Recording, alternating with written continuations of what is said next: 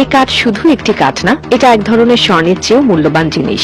তাই এই কাঠের দাম এত বেশি। আজকে আমি কথা বলছি লাল চন্দন কাঠ নিয়ে। এই কাঠ শুধু সাধারণ কাঠ না, এটা এক ধরনের স্বর্ণের চেয়েও মূল্যবান জিনিস। হ্যাঁ, ঠিকই শুনেছেন, স্বর্ণের চেয়েও মূল্যবান। এখন আপনারা নিশ্চয়ই ভাবছেন এই কাঠ এত দামি কেন। চলুন জেনে নেওয়া যাক। লাল চন্দন কাঠের মূল্য এত বেশি হবার পেছনে অনেক কারণ আছে। প্রথমত, এই কাঠ কোনো পোকায় খায় না।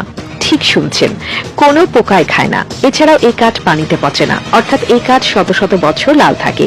এই কাঠের রং কৃত্রিম ভাবে লাগানোর দরকার পড়ে না, কারণ এই কাঠের নিজস্ব রং এতই সুন্দর যে এটাকে আর রং লাগানোর দরকারই পড়ে না। এই কাঠ কোথায় পাওয়া যায়? হ্যাঁ, লাল চন্দন কাঠ মূলত দক্ষিণ ভারতের অন্ধ্রপ্রদেশের 4টি জেলায় পাওয়া যায়। এই জেলাগুলো হলো নেলোর, কুর্নুল, চিত্তর এবং কাডাপ্পা। এই জেলাগুলোর পূর্বঘাট পর্বতের আবহাওয়ায় লাল চন্দন গাছ খুব ভালো হয়। একটি লাল চন্দন গাছের উচ্চতা হয় 8 থেকে 12 মিটার।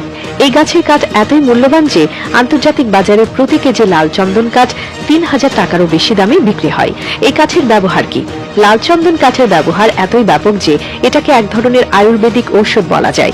এই কাঠ ওজম, ডায়রিয়া ইত্যাদি সহ বেশ কিছু রোগের চিকিৎসায় ব্যবহার হয়। এছাড়াও বিউটি পার্লারে চামড়ার সৌন্দর্য বৃদ্ধিতে এই কাঠ ব্যবহার করা হয়। নারীরা যে প্যাক মাখে, সেই প্যাকের যাত্রা শুরু হয়েছিল লাল চন্দনের মাধ্যমেই। এছাড়াও পূজা অর্চনা এবং বিভিন্ন প্রসাধনের দ্রব্য তৈরিতে লাল চন্দন কাঠ ব্যবহার করা হয়। এই কাঠ এত দামি হওয়ার পেছনে আর কি কোনো কারণ আছে? এই কাঠ এত দামি হওয়ার পেছনে আরো অনেক কারণ আছে। প্রথমত, এই কাঠ ভারতে কাটা কঠোরভাবে নিষিদ্ধ, কারণ এই কাঠ এতই মূল্যবান যে এটাকে আইনের চোখে ফাঁকি দিয়ে পাচার করা হয়। শুধু তাই না, লাল চন্দন গাছ পাহারা দেওয়ার জন্য ভারতে আলাদা ফোর্স আছে। ঠিকই শুনেছেন, আলাদা ফোর্স। এই ফোর্সের কাজ হলো লাল চন্দন গাছ পাহারা দেওয়া এবং এটাকে পাচার হওয়া থেকে রক্ষা করা। এই কাঠের দাম এত বেশি হওয়ার পেছনে আর কি কারণ আছে?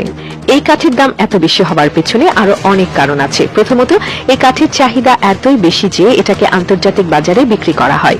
এছাড়াও এই কাঠের উৎপাদন এতই কম যে এটাকে দামি করে তোলে, কারণ একটি লাল চন্দন গাছ সম্পূর্ণ পরিপাক হতে 8 থেকে 10 বছর সময় নেয়।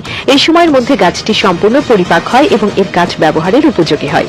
এখন আপনারা নিশ্চয়ই বুঝতে পেরেছেন কেন লাল চন্দন কাঠ এত দামি। এই কাঠ শুধু একটি কাঠ না, এটা এক ধরনের স্বর্ণের চেয়েও মূল্যবান জিনিস। তাই এই কাঠের দাম এত বেশি। এখন আপনাদের মনে প্রশ্ন জাগতে পারে, এই কাঠ কি বাংলাদেশে পাওয়া যায়? হ্যাঁ, বর্তমানে বাংলাদেশেও কিছু দোকানে লাল চন্দন কাঠ পাওয়া যায়, তবে সেটা মূলত আমদানিকৃত।